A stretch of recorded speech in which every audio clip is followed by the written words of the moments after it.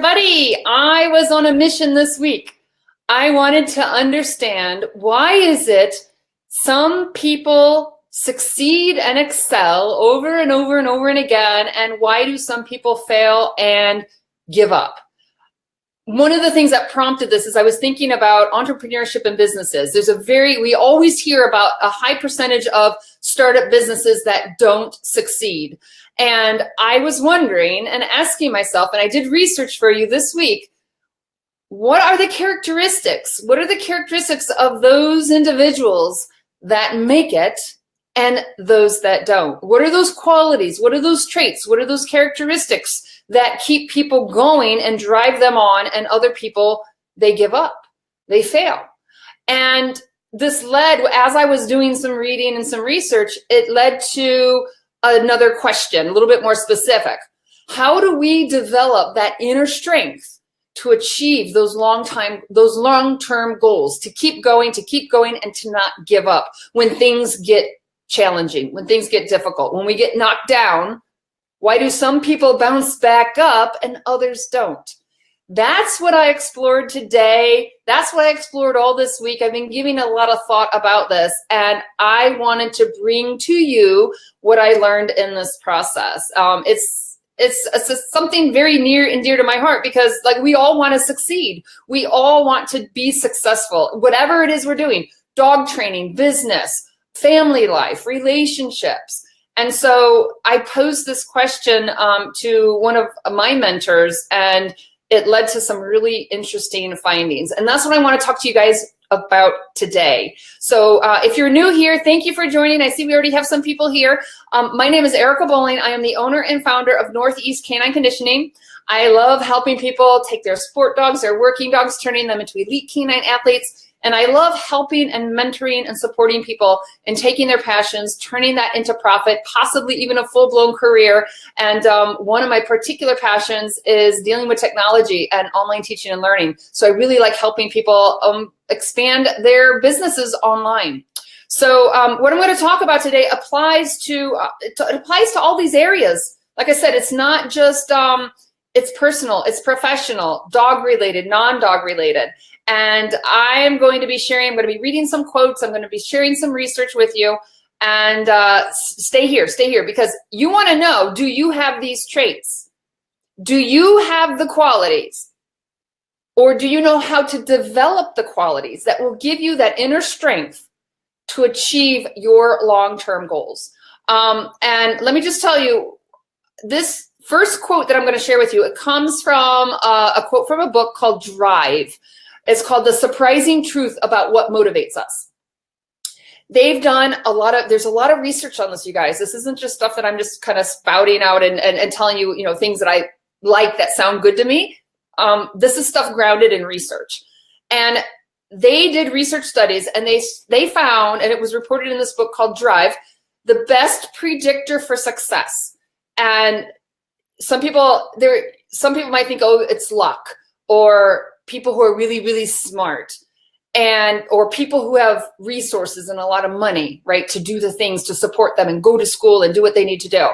They found in numerous different studies, and they looked at people in the military. They looked at all different types of professions and careers. And they found that it wasn't necessarily intelligence. I mean, you have to have some intelligence, but it wasn't the people who were highly, highly intelligent. It wasn't the people who had, great, when they looked at the military, it wasn't the people that, were the strongest physically. It wasn't necessarily the people who had the most resources, right?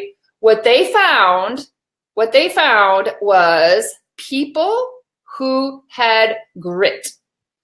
People who had grit. And grit, there's a couple different ways we can define it. Grit can be defined as this perseverance.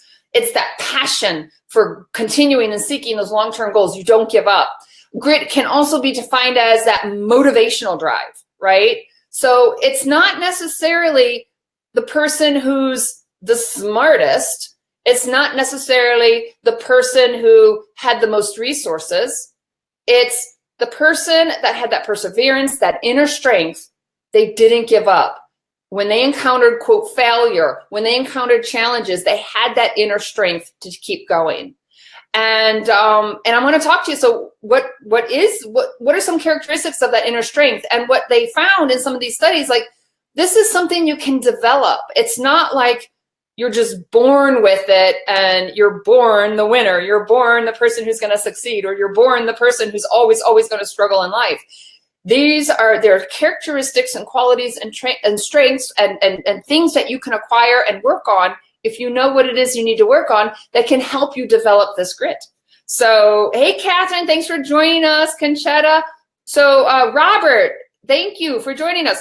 So do you guys put down, if you can put in the chat box, what do you think, what are the qualities, what are the things we need to develop if we're going to have grit, if we're going to have this this strength, this perseverance, this determination that's going to get us through? And I'm going to share, write them down. Let me know what you think. Do you think you have grit? How much grit do you have?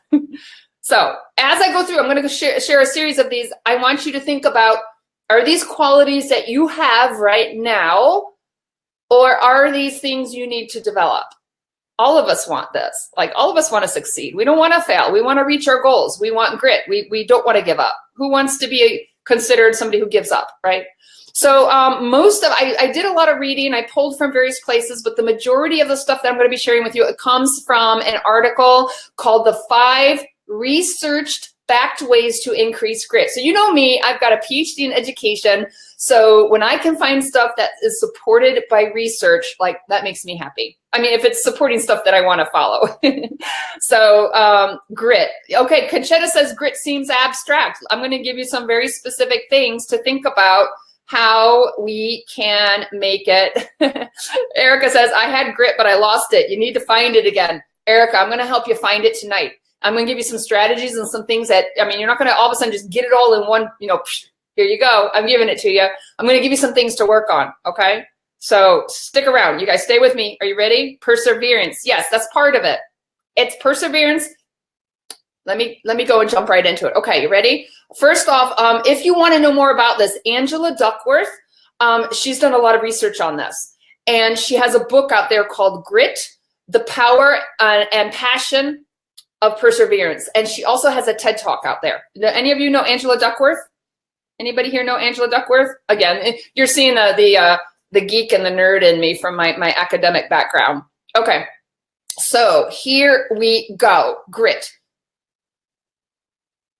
Oh, you guys, I forgot to tell you something.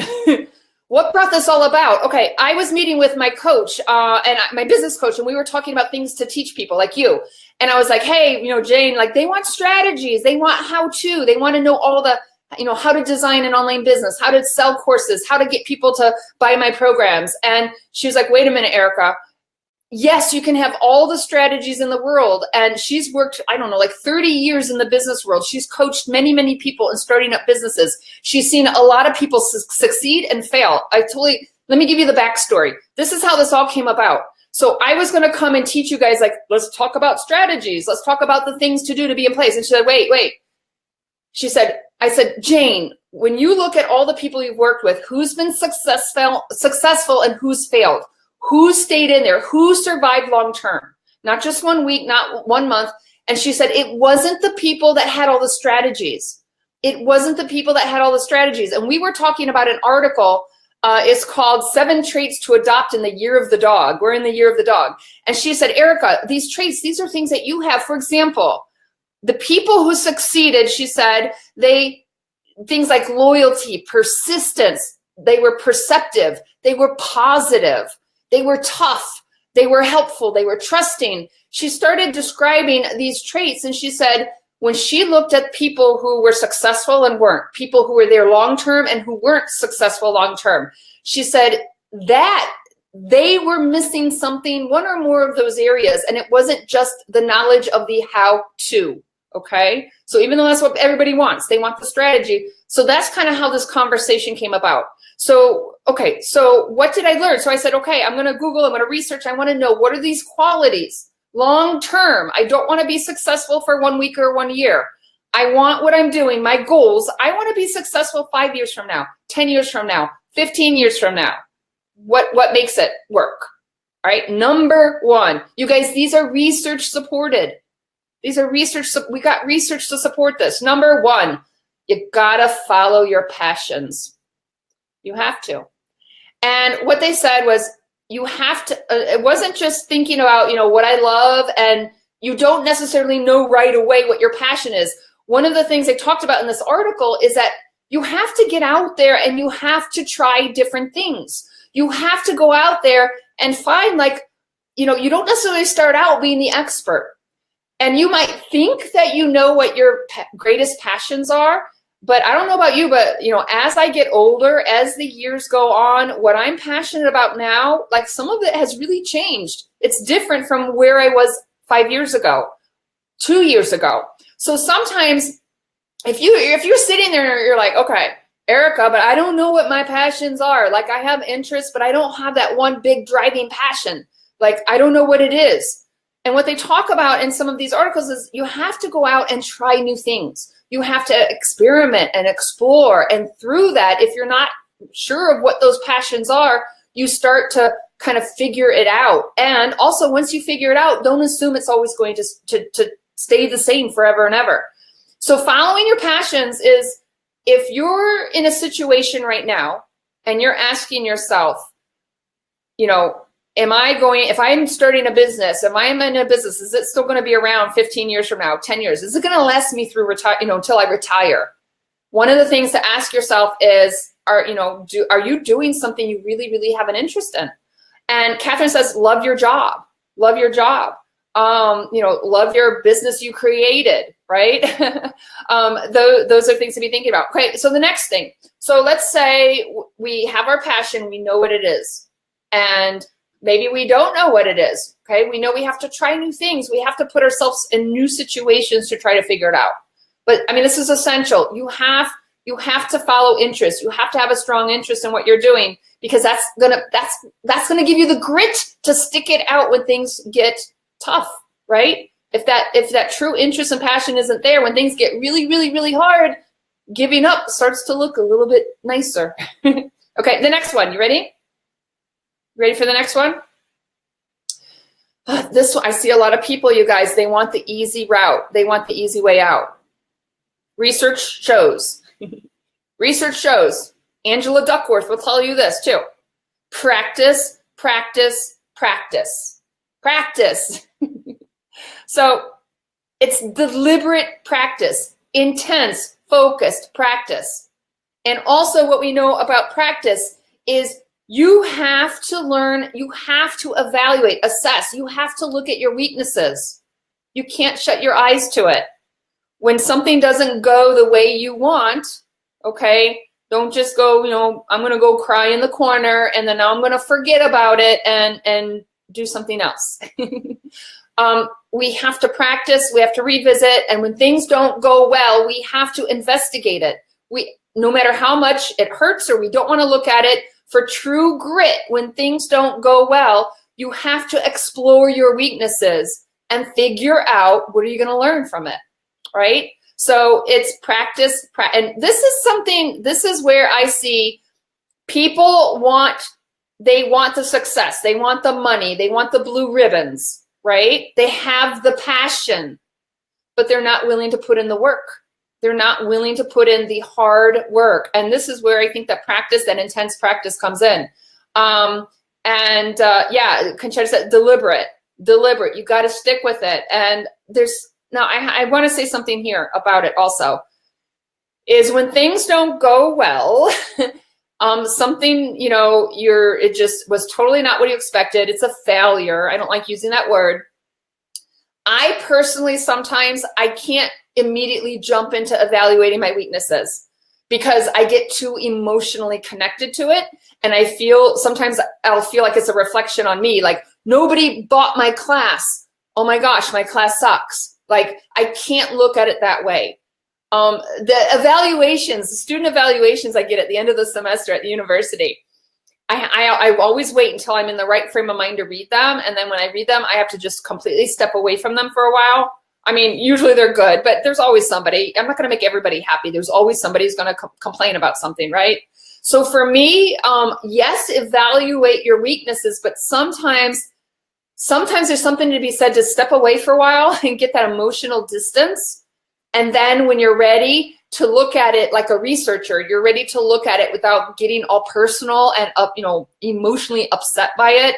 That's when you evaluate it for your weaknesses. And then you figure out how you're gonna make things better, okay? So if you wanna have true grit, you wanna persevere, you wanna have that long-lasting success, you don't wanna give up, it hurts sometimes. It's not a good feeling when things don't go well. I don't know about you, but I don't like to look at my weaknesses. It doesn't feel good, but that's why I have to separate the emotion from it and look at it as, okay, what can I learn from this?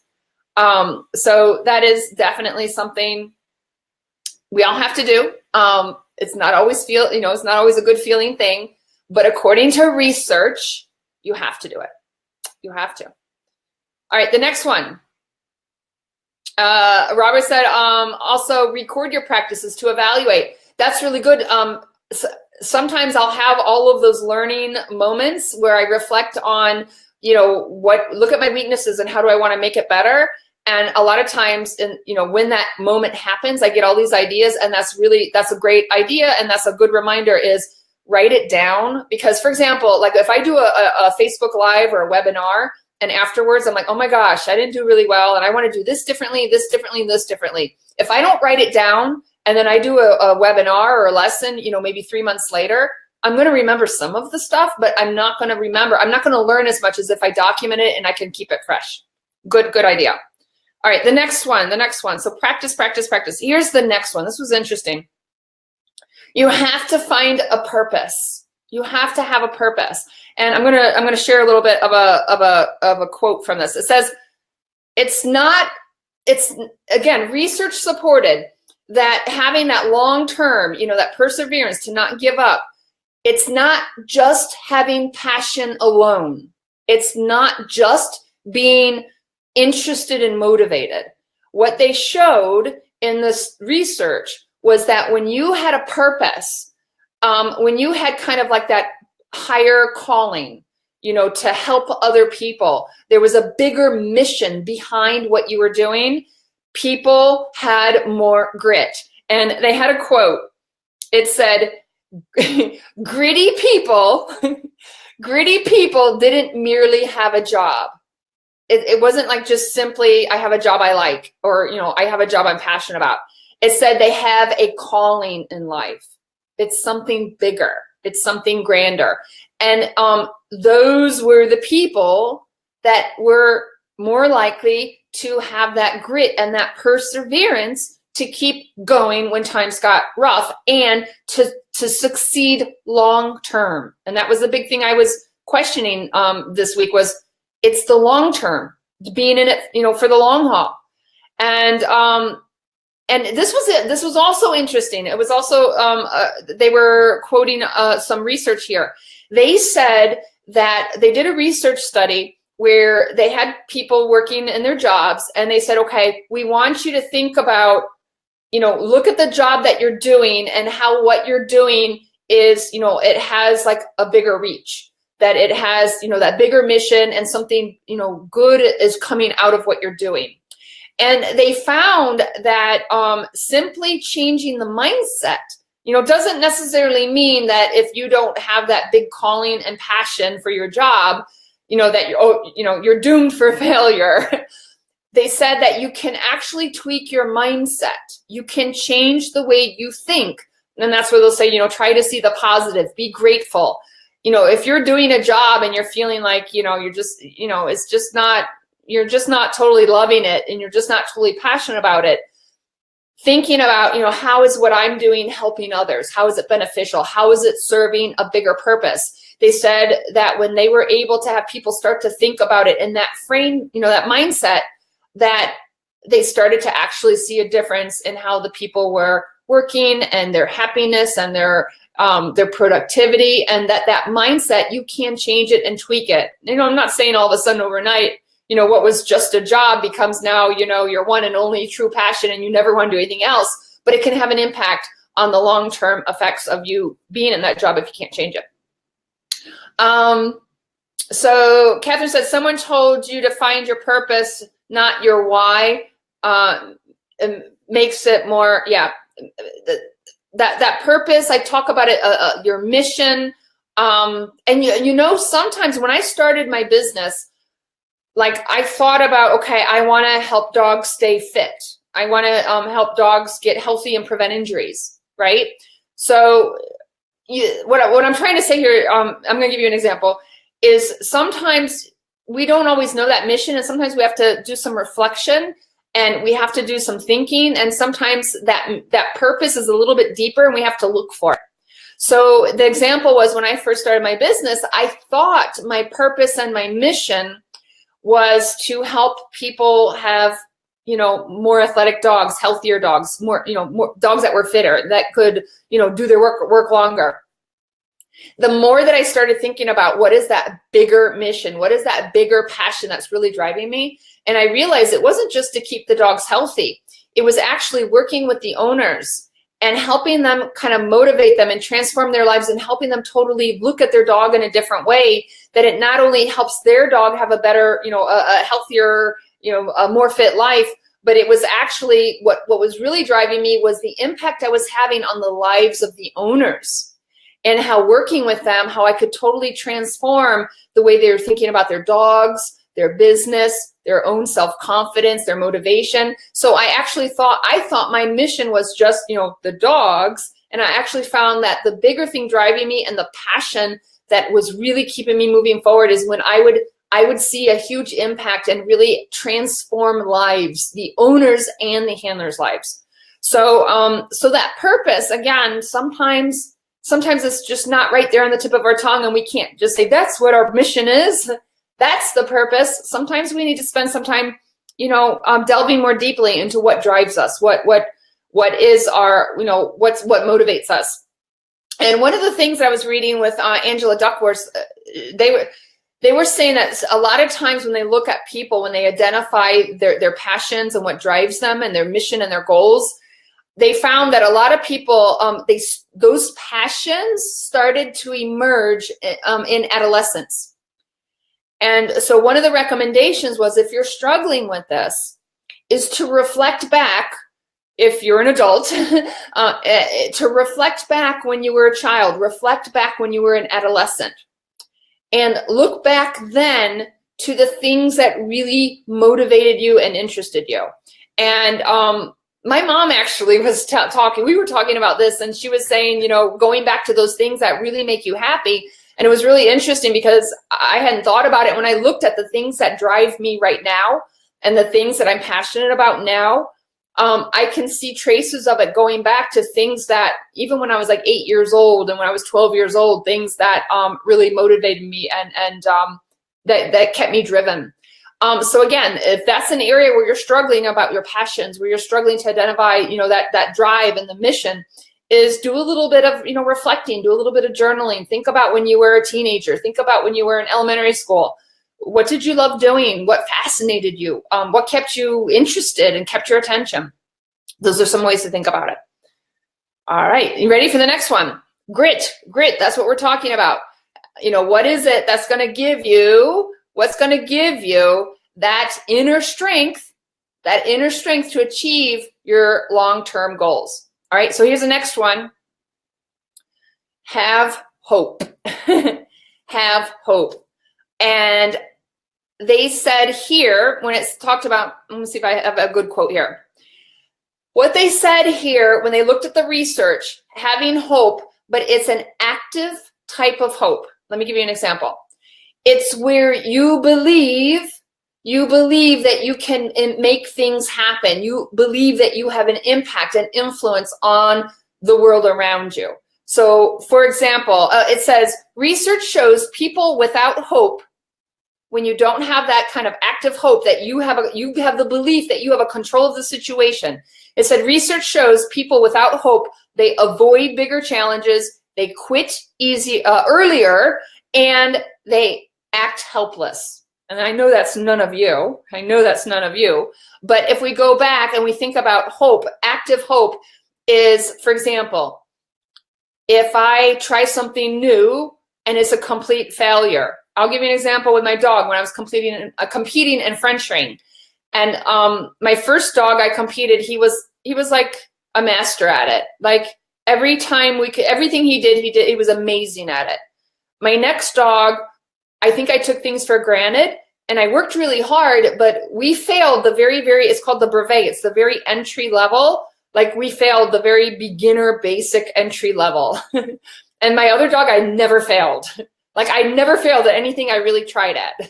I was devastated, right? I was devastated. And what I got on the phone with my trainer, and what completely changed things around was I said, listen, my trainer at the time lived in Florida. Well, he's still in Florida. And I'm in New Jersey. I was in Massachusetts competing. And an hour after we failed, I called him up and I said, what are you doing Christmas break? I'm going to come down there and we're going to train and I'm going to come back and I'm going to compete and we're going to get this. So it was, even though we failed and I felt horrible, I had this active hope. I had this hope and this belief that if I knew what my holes were in the training. I knew what some of the problems were. And I knew, I was like, if I go and I work on this, I go find somebody who's skilled, we go work on this together, that I will succeed. And that's what I did. I went back, all right? We trained. I competed. I failed again. We did. We failed twice. It was one mistake. It was a mistake that instantly failed us. He bit the decoy too early. Everything else was perfect. He failed again. But you know what? I had active hope. And I went out and I didn't give up. And I knew, I was like, I can control this. We can work on it. I went back. I kept working on it. I did not give up hope.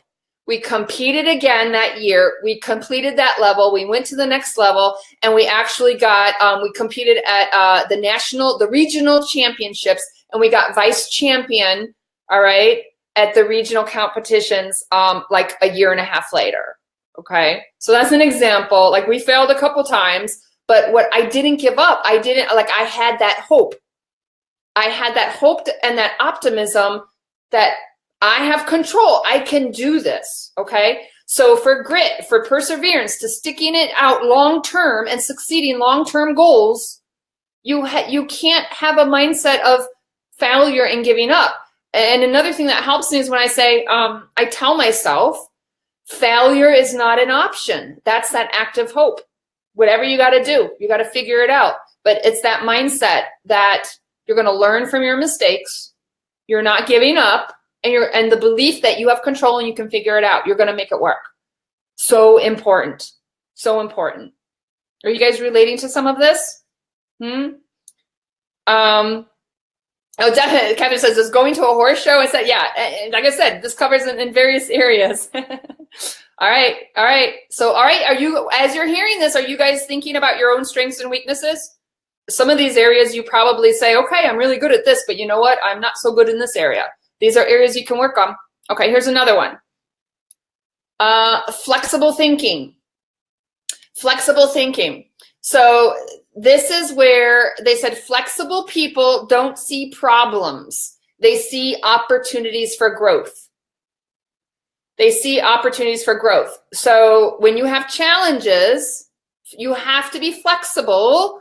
When you have challenges, you have to see it as growth, as an opportunity for growth, as an opportunity to learn. Those are the people who are going to be in it in the long haul, and they're going to succeed in the long term, meeting those long-term goals. You have to be flexible. Sometimes you have to change a direction. Sometimes you have to change focus, but you always have to be looking at it in that sense that I'm learning from this, and it's an opportunity to grow. You don't see failure to give up. You're not looking at, oh, nobody likes my book that I just published. Nobody, whatever it is. You can't look at it as a reflection of, okay, that didn't work, I'm going to give up. You have to look at it as, okay, I got something to learn from this. It's an opportunity to learn and an opportunity to grow. So that's another way to look at it. Here's another one. I'm using the language from the article I read. Join a gritty group. Don't you just love the sound of that? Join a gritty group. Okay, what does that mean? This is what they said. Over time and under the right circumstances, the norms and the values of the group of people that you surround yourself, they start to become your norm and your values. Okay?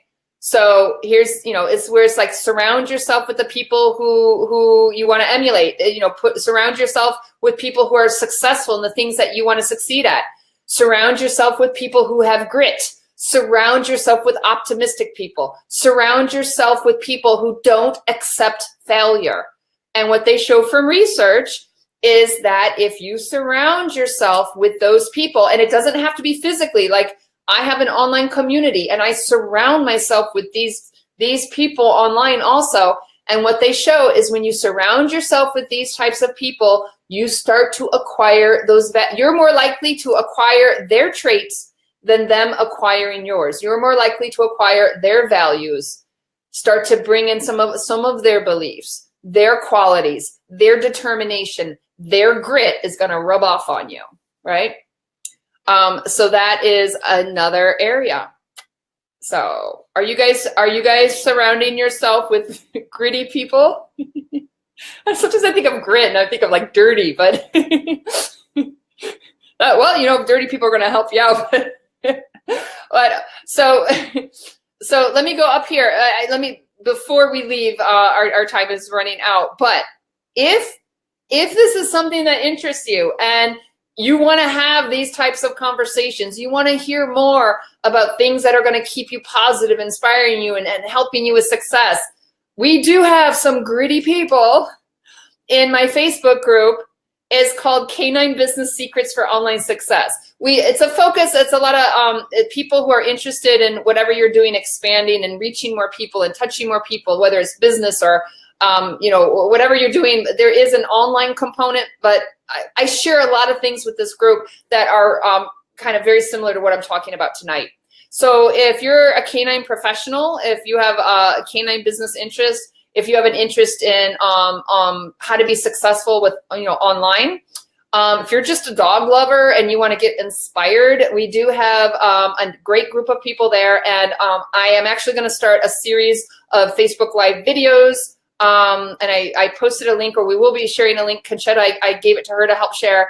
But start Saturday, Sunday, Monday, and Tuesday, I'm going to be doing some Facebook Live videos. I'm going to give you strategies for being successful online, but I'm going to be talking about this mindset stuff. Because as I said at the beginning of this, you can have all the tips and all the tricks and all the strategies in the world, but if you don't have the mental toughness, if you don't have the right mindset, if you don't have that grit, the odds aren't going to be as stacked in your favors for long-term success. So if that's something that interests you, and if you're not already a member, think about jumping on over to Canine Business Secrets for Online Success. Is my Facebook group. And tomorrow at 7:30 p.m. Eastern time, I'm going to be going live. But also, if you're watching the replay, you guys, my videos, the replays are all in there. You can go in and you can still watch them. So if you kind of like these types of conversations, if you want to learn more, go in and definitely jump in and join us. Request to join. It's a free group. So let me go over very, very quickly. So let me see if I had another quote. Well, one other thing I wanted to mention that I forgot was when they talked about, let me go back. When they talked about grit and they talked about follow your interests, this is important. I forgot to say this. One of the things they found in the research was you find your passion, you find your interest, and it said you find a mentor, a coach, a teacher, somebody who can help support you and guide you on the way. That is going to help set you up for that long-term success, meeting your long-term goals. And I always preach this, we can't do it alone. Or if you do, you can do it much better if you surround yourself with the right people and you have, a mentor, a coach, an expert to help support you and guide you. And we have some of that in my videos and groups. I try to share with you guys as much as I can to help you and support you along the way. So the article link, I will put the article link if you go back after the replay, or if you're watching the replay, because this video is playing in multiple areas right now on Facebook, but I'll go and put the link up. Let me tell you, the main article that I pulled this stuff from, it's an online article, and it's called 5 research-backed ways to increase grit. But the articles, a lot of these articles, what they're doing is a lot of it is citing the work. Angela Duckworth is known. She's a researcher. She does a lot of work in this area, and she has a number. She's got articles and books. She's got a TED Talk. So if this is something, the articles that I was citing, it's just a short summary of her work and other people's work and research in the area. But if this is a topic that interests you, I would definitely encourage you to check out Angela Duckworth. Check out her TED video. She might have, I know of one that she has out there. And check out, here's her name again so you guys can see it. But check out her book, Grit, the Power and Passion of Perseverance. And then, like I said, if these are conversations that you like having, and especially if you are, if you have a passion for dogs, if you're a canine professional, and you know, even if you're not interested in online type aspects of business, because a lot of this stuff applies, you know, not just for business, but life in general. But come on over and join us in the Canine Business Secrets for Online Success in my Facebook group, because I will be doing more videos. Thank you. Conchetta did post a link. Any questions, you guys? Was this helpful? So a quick rundown. Grit. The inner strength, developing the inner strength to achieve those long-term goals. It's that perseverance, right? It's that perseverance and that passion for long-term goals, long-term success. And what are some of the things we need to be thinking about? Follow your interests. Practice. You have to be dedicated to it. You have to evaluate your weaknesses. You have to have a higher purpose, a higher calling. You're not doing it just for yourself, just out of your interest. Again, this is supported by research to support this. Have hope, active hope. You have to have that optimistic frame of mind. You can't give up. You can't. You have to have flexible thinking. You have to look at challenges and failure, not as failure, but as opportunities to learn, opportunities to grow. And sometimes it takes us in a different direction. You have to be flexible if you want to have that true grit. Join a gritty group. Because you're here tonight, or if you're watching the replay, you're already part of a gritty group. You're here with me. And again, if you want to take more action, join the Facebook group, Canine Business Secrets for Online Success. If you see a link here about my online series of Facebook Live videos, if you put your email address in there, I'll just make sure that you get email reminders. I'm going to be doing them Saturday, Sunday, Monday, and Tuesday, every day, 7:30 p.m. Eastern Time. And again, if you're watching the replay, those videos are going to be in my Facebook group, so you can come watch them too. So, any questions? Was this helpful, you guys? I'm looking to see if I missed any comments. All right. Okay. So as we wrap up, as always, if any of this was helpful, useful, informative, if it helped you, if you found it helpful and beneficial, I'm sure somebody else will feel the same. So I encourage you to share my videos, my replays, pass them on to others, email them the link, share on Facebook. I love for the stuff to get out if people find it helpful. Again, if this was your first time here, thank you for joining me. Every Friday, 8:30 p.m. Eastern Time on my Facebook business page, Northeast Canine Conditioning, is where you will find me and catch me live. You're always welcome. Come in, drop in live, share questions, share comments.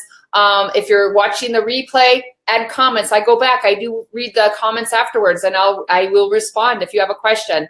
But if you can, come join me live, 8:30 p.m. Fridays, Eastern Standard Time on my Northeast Canine Conditioning Facebook business page.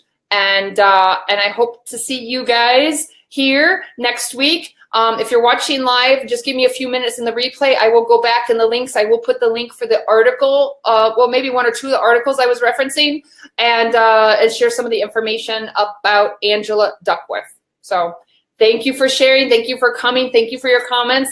And I hope to see you next time as we go live talking about various topics from canine fitness and conditioning to following your passions and turning them into your dreams, your long-term, short-term dreams, and building profit from it. Have a good evening, guys. I'll talk to you soon. Bye-bye.